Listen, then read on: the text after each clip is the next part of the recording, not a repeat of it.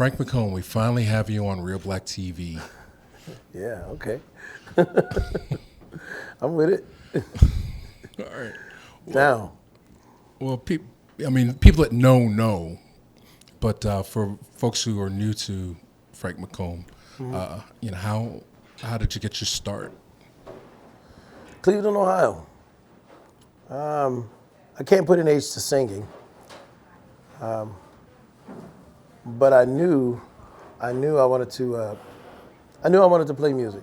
I always knew I wanted to play music. My first instrument was at the age of 8.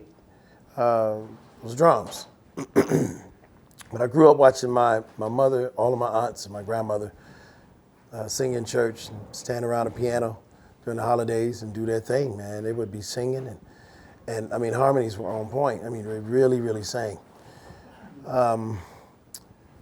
I knew from watching them that that's what I wanted to do. So one day after a church service, I was messing with my aunt Evelina. I was watching her write a blues tune because she was a big Nancy Wilson fan. She wrote this blues, like jazz tune right after church service. And I'm like, man, she's writing a blues tune in church. I thought that was so cool. To me, that was creative freedom, you know? And that, I was really impressed by that. And I told her, I said, you make playing the piano look so easy. I want to learn how to play. She said, okay, Red. Red was my nickname. My grandmother called me Red Boy.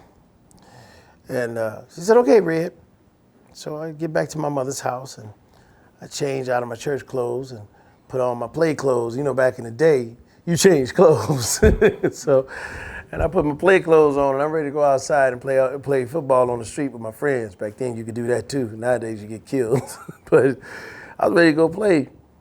And here comes Evelina with this Casio keyboard with the speakers built in it. With the drums built in, you know. And she puts it on my dining room table and says, come here, Red. I was like, no, I didn't want to learn today. She said, you don't mess with Auntie Lena about no music. You sit your little red self down here, you're going to learn.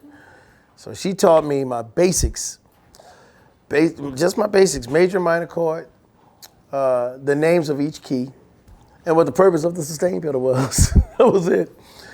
And she worked with me for 1 hour, 3 Sundays in a row. And then she had to take on a new job and couldn't teach me anymore. So when you do the math, I had 3 hours of piano training. So it was then that I got my mother's records that I grew up listening to from the time I was a child and scratched up all the records. I pulled out all the old Stevie Wonder records, the old Herbie records, Oscar Peterson, Aretha Franklin. I pulled out all the old stuff, Natalie Cole, Parliament, Funkadelic, James Cleveland, Shirley Caesar and the Caravans. Yeah, my mother's house rather was, a big pot of gumbo when it came down to music. There wasn't like one specific thing that was listened to. If it had soul in it, it was played. Even Benny and the Jets, Elton John. So back then, we didn't have the technology we have today where you can scroll, just scroll back and hear someone. You can change the pitch or slow the song down without changing the pitch to actually copy somebody's lick, Now we had the needle on the record. We had to pick that needle up, put it back. By the time we finished repeating it and playing the lick, play the lick, that record was destroyed. So that's me, old school. What is it about Donnie Hathaway that strikes a chord in your heart? Nothing. To be honest with you, I didn't listen to Donnie Hathaway any more than I did Stevie, Peabo Bryson, Natalie Cole, or Aretha. I believe what he had in common with all of them that stood out with me was the fact that I felt what they were singing. Nowadays, and I'm just gonna put it out there because I don't have nothing to lose, I don't feel what I hear. That's a problem. I don't feel what I hear. If I can't feel it, it's just another sound to me. If I can feel it, then that's emotion coming from them to me. I can feel you, Back then I felt what I heard. And I felt keyboard players. I felt Chick Corea. I felt Herbie Hancock. I felt Oscar Peterson. I felt Aretha when she played. She didn't have to open her mouth. She can play. And it's sad to say that there's probably some recording artists out here today that probably can play, but they can't express it. I can. And I'm going to continue to. But yeah, Donnie was he was a genius. He was a genius. But as I said, he came pretty much from the same school my mother and my grandmother and all of my aunts came from. Holiness Church, Baptist Church, church, man. And that's what I related to. Well, I know we have limited time. So, I'd love to sit down with you longer, but it's all good. But I did want to ask you about another genius who recently made transition, Prince. Yeah. I know you had opportunities to work with him. How did you guys first become acquainted? I was playing a show called playing a club called the Level One in Beverly Hills, California. It's not the Level One anymore. It's called something else now. It's a sports bar. But there was a young promoter that asked me to do a show for him. Brother named Tory Crow. I'll never forget. And I think I was his first promoter he had ever. I was the first artist rather that he had ever booked. Y'all gotta forgive me because I've been running for the last 5-6 days from Poland to Baltimore to New York to here. So bear with me a minute. But Tory reached out to me, and I think I was the first act he had ever booked. Or promoted. And it was the three of us. It was a trio. Me, my buddy Raymond McKinley, who was working for Sheila E., and Rochelle Farrell playing bass, and a female drummer named Cora Coleman, who I had just took under my wing for the last 2 years prior, taking her out of the country. And, she was an incredible drummer. And Raymond walks up to me right after sound check and says, "Y'all forgive me. The Little Purple guy might come and hang out tonight." And I said, "Wait a minute. When the words little and purple are in the same sentence, you can only be talking about one guy, and it's Prince." He said, yeah. He's looking for something to get into tonight, so I told Sheila to tell him to come down and check you out. And I was like, okay, cool. Obviously, Sheila E. relayed the message because he showed up. He and Rochelle Farrell, it was the same night I met Rochelle for the first time because they were hanging out, and they came to my show. So in between sets, they had me go to this really dark room and sit down and rap with him, and then I invited Cora and Raymond. Raymond went off and got something to eat, but Cora and I walked in, and I got to talking with him. We were chilling, and he said he wanted to just do some jamming together. I was with it. I said, well, I want to be able to bring my band, and that's how it happened. So Cora and I, and Cora's now husband, Josh, we would all go up, and we would just be jamming. And just jamming turned into playing all the house parties, like the Grammy after parties he would do, the Oscars, NAACP Awards, which I was honored to be on the 36th annual NAACP Awards. When you check it out, there's a bald-headed, light-skinned guy sitting at a Fender Rhodes piano with all this white stuff around it. That's me. A lot of people probably don't know that, but that's me. We had a good time, man. We wouldn't start in that house, the 3121 house. We wouldn't start till 1 in the morning. We would get out at 6 or 7. And I tell you, I remember playing one night, and I was too tired to take that heavy Fender Rhodes out of the house. And I told them, I'll come back and get it later. And every time I would call to get my piano, they would say, well, Prince wants to be here when you come to get the piano. And I said, okay, well, what's he doing tomorrow? Well, he's not in town. Can you come Saturday? No, I can't come Saturday. I got a show. And that happened for almost a year. I just gave up. I'll never see that piano again.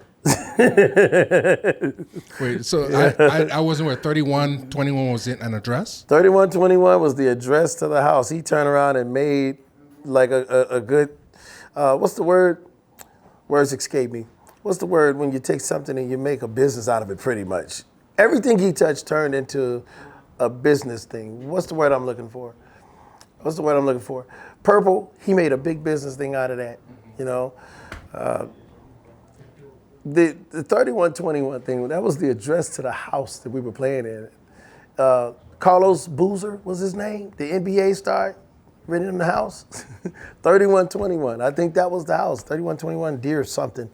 And he took 3121 and he turned it into something big. It was the address to the crib. So I imagine you spent a lot of intimate moments with him just talking? We did. We talked about a few things. Most of it was music. Most of the time it was music. Yeah, most of the time it was music. I didn't want to get too deep with him. I I didn't want him to think that I was just another person trying to get something from him. In fact, I had to make him respect me in that manner. I played once or twice with him and told him I didn't want his money. And sometimes, as bad as I needed that money too as an indie artist, because I literally do everything myself, management, booking, record my own records, and I sell them directly to the people. There is no machine behind me. I am the machine. So for me to tell Prince he can keep them 5 figures, and they were high 5 figures, to earn my respect, but I could use that money with 2 young kids at the time. But at the end of the day, I got that respect. So you did a lot of jams with him. Did you tour? No, I did everything behind the scenes with him. Everything was behind the scenes with Prince, with me. Everything was behind the scenes. We never went on the road. The only thing public I did with him in front of cameras or with anything big was just the NAACP Awards. But the more intimate performances, I think if I had a choice between the two, it would have been nice to be out there with him. But the more intimate time, 7 people in the house and we're playing for 7, 8 hours in the middle of the night, that's priceless, buddy. That's priceless. So there's a lot of there are fans watching, but a lot of musicians are watching. Mm-hmm. You know, what is it that you want people to know about Prince? What as an artist, as a musician, mm-hmm. as a human being, what's the most important thing? What could I verify about Prince, basically? Mm-hmm. He was a great businessman when it came down to taking care of his business. I have to say that. I don't know about the will and all of that, but when it came down to handling business with me, it was right. I was never late getting paid. He was never late paying me. He paid me right, paid me more than what I asked for. Yeah, he did. And when I demanded my respect, he gave it to me. Prince was a person just like you and me. We could sit down and rap over dinner. He treated me like a recording artist and not just another musician. You know, I came in meeting him as a musician, but I was still the lead in where I was. I didn't have the name then that I've grown to have now. He treated me like a person. He treated me like a recording artist. I respected the fact that he could take pretty much anything and he could sell it. And I will go on record and say that Prince is the reason that I became an independent recording artist. He endorsed it. I had just put out my 3rd record, Straight from the Vault, and he saw my wife and me actually pressing CDs during rehearsal. So I was rehearsing, and there was another office right attached to the rehearsal room we were in, and my wife was in there with a duplicator burning CDs. And on the breaks, I would go in there and help her. And Prince walked in behind us and just looked over our shoulders and said, "What are you guys doing?" I said, "Man, I'm running a family business. I hope you don't mind. I know this is your time, but if I don't do this, I don't eat." And he was like, okay. Walked out the room. Later on that night, because we had a show we were rehearsing for at his house that night, we get to the house that night, and he asked to see the package that we were working on.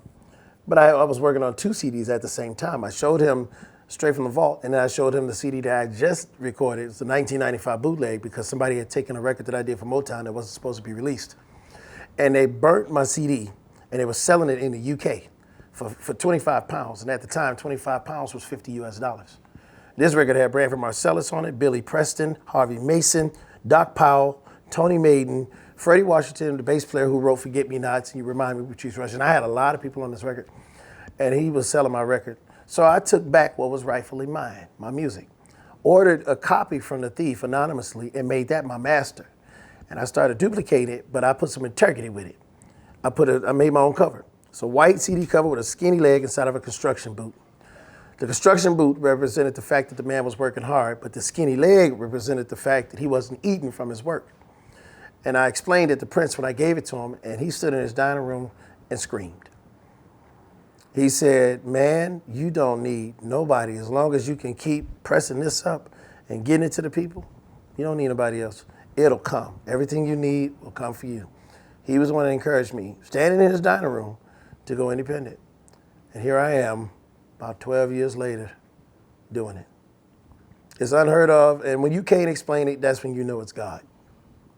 Can't be explained. When you cannot explain your life, or you can't explain how you're doing something and you're successful with it, that's when you know it's God. Man can't take credit for this. Now I can give credit to those that have imparted in me, like Branford Marcellus helped to jumpstart my career with Love Stories. Steve McKeever helped to jumpstart my career, signing me to Motown. And when Polygram bought Motown back in around 93, things were out of his hands. So I can't blame him. I can't blame Branford. Basically, you can't blame the waiter for what the cook did. The waiter didn't make the food. So I can't blame Branford. I can't blame Steve. I have to look at the companies that they worked for at the time. Now, I'm not anti-record company. I'm anti-bad business. I'm allergic to bad business. I like good business. I believe in building relationships. And if I was bad at this, then I would not be existing for 12 years, literally doing everything myself for 12 years. And I feel that I'm a walking testimony. I'm not that big household name. I won't say I'm famous. I'll say I'm popular. And I believe that what I'm doing, I know for a fact that I'm where I'm supposed to be. Because there are people coming back to me saying that my music touched their lives, you know. So I'm where I'm supposed to be. Well, last two questions. One, it seems like you were ahead of the curve in a lot of ways in terms of the record industry. I mean, That's a compliment. Thank you. If there is a record industry now, I don't even know. No, it's just an industry. You know, what are your thoughts of where music is now? I mean, are people paying enough for it? Do people place enough value on it? You know, are the real artists getting heard? I don't know. I have to be honest, I don't know. I know music is in a lot of trouble right now. Music's in a lot of trouble. I have to be honest with you, man. I don't know. I tell you what kills me is, you know, people try to come up with all these new names for something that's already existed. You know, I'm not trying to bash or be funny, but what is neo soul? What is smooth jazz? Smooth jazz, I mean, Grover Washington back in the 70s, we're talking about Mr. Magic, we're talking about Spyro Gyra, the Crusaders. If they came out today, would that be considered smooth jazz? It wasn't called smooth jazz back then. Why does it have to be a new name today? And if you got some cats that are out here like Najee, Gerald Albright, you got these cats that were out before the title smooth jazz existed, and now you want to pigeonhole them in that? Well, Stevie want to be called neo soul if he came out today? What is a neo soul? I don't really call myself that. I'm a soul jazz artist. A lot of people want to put me in the same category as Eric Roberson and PJ Morton, and these are my friends. Love them to death, but we're not the same type of artists. We're not. And I say that respectfully because these are my guys, man, and I still respect them musically. I respect what they're doing, and they're putting out positive messages. But if you listen to our records, we do not sound like the same style of music. They're more R&B driven or more urban R&B driven. I'm not an urban artist. I'm a soul jazz artist. You know, look at what Ramsey Lewis was, Herbie Hancock was back in the day. They were soul jazz pianists. Why has it got to be called smooth jazz today? There was a thing called Muzak. It was elevator music. Is that what smooth jazz is today? It sounds about like it to me, but yeah. Well, you know, I think a lot of that labeling comes from when radio was really important, trying to get things played. Could be. But I tell you, I heard Branford say it in an interview once. We have a tendency here in America of putting everything in slots and boxes. I travel. Most of my work is outside of the country because, well, I don't want to get too deep in this. If I get too deep in this, man, I better be careful because I've been in this business this long, keeping my mouth shut. Well, you don't have to name names, but speak your truth. What I will say is that soul music it seems to be more respected in other countries than it is here at home. They didn't want to hear what Jesus had to say when he went home either. So, but I will say it's not the buying public's fault. The buying public, they know who I am. But it takes money to get me to them. It takes money to get on the radio. It takes money for that. And I make a good living doing what I do and cutting out all the expenses because I got kids in college. Yeah, and I do believe if I just continue to listen to the people who are my bosses, the ones who tell me I can buy shoes and tell me when I can't buy shoes. You tell me when I can go on vacation and when I can't. If I keep listening to them and giving them what they want, then I think I'll stay on top. But it takes money to buy radio slots, you know. And as long as you have the majors buying out all the time, it's going to definitely make it hard for the indie, you know. And I believe what changed the face of music is the fact that you have so many people buying out with so many majors buying out the times, you know, and they're playing their songs or their artist songs on the radio, and that's what people are hearing. So that's what they're going to go and buy, you know. I think that was part of the change in how music became more of an art form and not music anymore. Well, tell us about Live at the Bitter End, and I'm going to hand it to you. Oh, this thing here. Live at the Bitter End, remembering Donnie Hathaway. I had just finished recording an album called Live in Johannesburg, South Africa. And I flew from Johannesburg to New York because I had a gig at the Bitter End. When I got there, I was talking to now the late Kenny Gorka. And I was telling Kenny about the record I had just recorded. And the reason I was talking to Kenny about it is because there were so many live albums recorded there at the Bitter End. And everybody that's anybody has played the Bitter End. From the Isley Brothers to Stevie Wonder to Pieces of a Dream to Miles Davis to Billy Preston. They've all played this place. And there's so many live covers on the wall, album covers on the wall, and Donnie's is one of them. Kenny offered me the opportunity to record a live record there. And I thought he was out of his mind, but yeah. And I said, yeah, man, I'm gonna do it. I'm with it, yeah. I was so high about it. Then I got back to my room and the high came down real quick, man. And I had to think about it. Who's gonna furnish it? Because that's all gonna come out of my pocket. It costs so much money to put musicians up in New York, man. Just the hotels alone will break a person. And I really thought about it for about a week and a half. And I learned from Roy Ayers, you never tell Hollywood or New York no. Never tell them no. Roy said that they asked him about that movie Coffee. Have you ever done a soundtrack? Yeah, I did a soundtrack. Yeah. He got back home. He had to figure out how to do a soundtrack because he knew not to tell them no. And that's the first thing I thought about when they asked me about doing that live record. I jumped at the opportunity. I said, I'll figure it out later. And I just happened to have, and I'm not name dropping, but I just happened to have a conversation with one of my mentors, George Benson. And I asked Benson, I said, how should I do this record, man? And at the time, he was working on his tribute to Nat King Cole and did a Kickstarter, the whole nine. He said, you need to go and take that same recorder that you used to record Live at the Bitter End, live in Johannesburg, and take it to New York. And you need to record this record with just a piano. And if there's ever time and place, he said, cut out the bills. You don't need a band. And if there's ever time and place you want to pay tribute to Donnie Hathaway, this is it. And he said, man, I was in the house in '71 when Donnie did that live record. I was like, what? He said, yeah, man, you need to do it. Do it by yourself. And I want to thank Korg Electronics. I hope you don't mind, but I endorse Korg and QSC. And I want to thank Korg for supplying that Korg D3200 that I recorded it in. Both records. I recorded in those records. I recorded those records in that instrument. And I'm glad I did it. And people traveled literally from around the world to see this recording. Man, there were people from, and it's in New York, but there were people from LA, there were people from Maryland, Birmingham, Alabama, Spain, Germany, Italy. And the lady that took all the pictures for the CD, her name is Fleur Hudgens. She flew in from Amsterdam that night and took every single photo that you see here. And I was honored to have a few celebrities here too. You got Ruben Santiago Hudson in here. You got my high school music teacher, Reggie Pittman, his trumpet player. He came. Some of the guys from Korg came, and it was really great, man. It was a great night. I'm glad I did it. I'm really glad I did it. So where can people find out more about you? And FrankMcComb.info, FrankMcComb.info.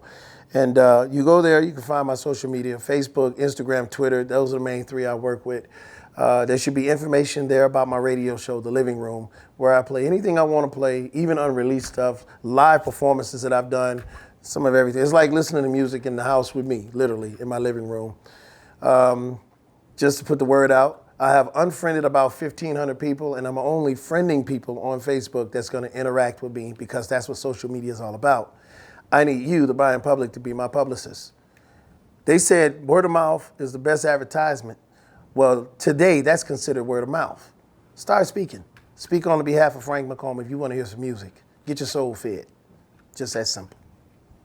Don't forget your CD. All right, y'all. Thanks a lot. Thanks for the interview. Peace.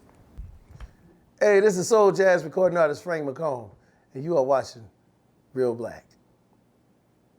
It became quite disingenuous for America to say to a segment of its population, the marginalized, oppressed black folk, we need your help to fight a war for democracy when black folk were not experiencing democracy in America. They run the banks in New York. Puerto Rico was a country. They came here 150 years ago.